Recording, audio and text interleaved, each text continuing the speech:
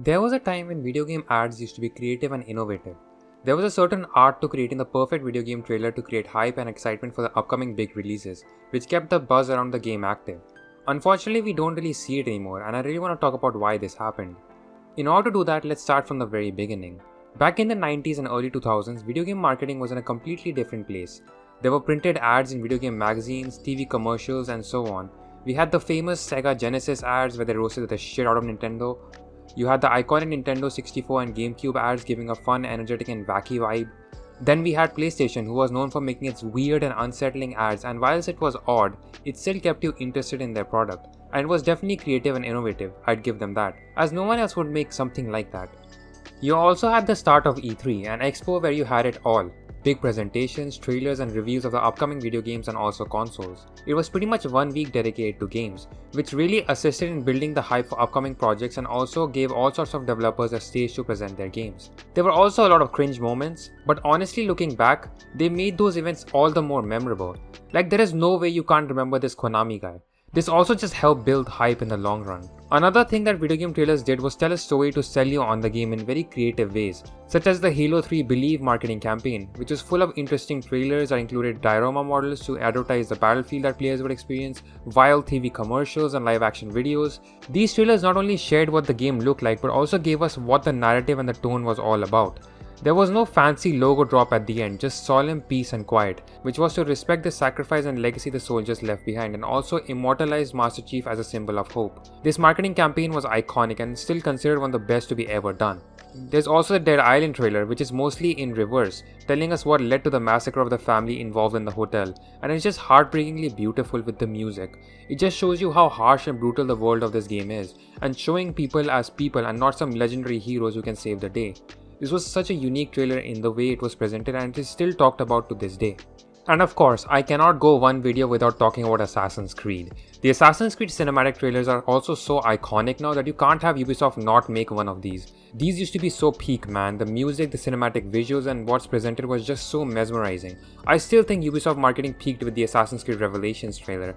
God, what a trailer that was, man. Just showing the journey Ezio has been on with this cool fight sequence and the callback to the original game. This trailer had everything to make the fans of the series froth over their mouth and still gives me goosebumps. These trailers were made with a certain artistry of not only generating hype but selling you on an experience through their storytelling.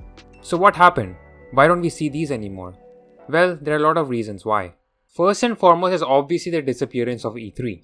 I feel like that has definitely impacted the hype that people felt for games, as that feeling of all game studios and fans being in one place live just cannot be replicated by anything else. They tried to do something similar with Summer Games Fest, but ultimately it fails because there's no central place for announcements and generating hype anymore, as most of the big studios don't even show up to them and would rather have their own digital event like State of Play, which makes everything scattered and disjointed, which is the next point, the digitalization of marketing. Nowadays, a lot of the marketing is done digitally through YouTube and Twitch streams, where everything is pre-recorded and live streamed to you. Now, because of everything being so scripted and rehearsed, these events just feel so fake and feel more like business presentations that they would show to shareholders and executives rather than being aimed at gamers. The live E3 events were so much more organic and real, where some devs also did live demos of the video games, which warranted even more crazy reactions and showed what the game looked like raw and unedited. But with these digital events, of course they can easily edit stuff to make the game look more enhanced than what it's actually like, which they do. I think knowing the fact that it's heavily scripted and the devs are talking in front of a green screen really loses a lot of the long-term impact on gamers, as it feels more like a slideshow presentation than a live show.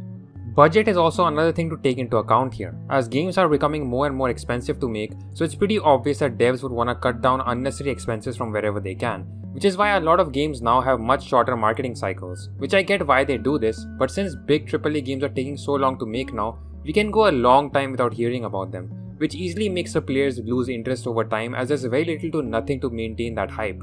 And when the game does arrive, the reaction is more like, oh, the game's here, rather than, holy shit, this game just released. I think the last devs that can really sustain and build hype over a long time is Rockstar really, but I feel like it's more because of the Rockstar name itself rather than the marketing of the game that keeps players hyped. And because of these budget restrictions, we have devs taking less risks with marketing and they prefer a much safer yet generic approach of making trailers and ads. I also think the shorter attention span of people nowadays are to blame, as trailers now are cut that way to give quick boosts of dopamine rather than giving you something long lasting. Even video games and other sources of media today are made with that in mind. Because of this, the storytelling aspect of these trailers have taken a backseat for a more mindless action-oriented approach. It's more about, oh, look at this flashy new thing you can do in this game, as opposed to look at this immersive new experience that we're selling you on. Don't get me wrong, there's still some trailers that try doing that, but it's very few and far in between.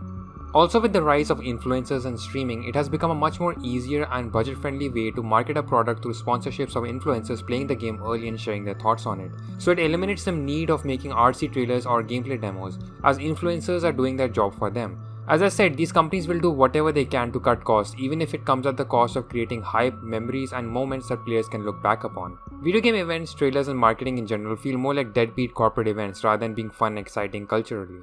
This is primarily why gaming events and games in general don't excite me as much anymore, which is really sad, as I used to stay up late at night to watch E3 live. Just the excitement and anticipation of what games will be there, what fun moments they will have, and discussing all that with my friends online the next day.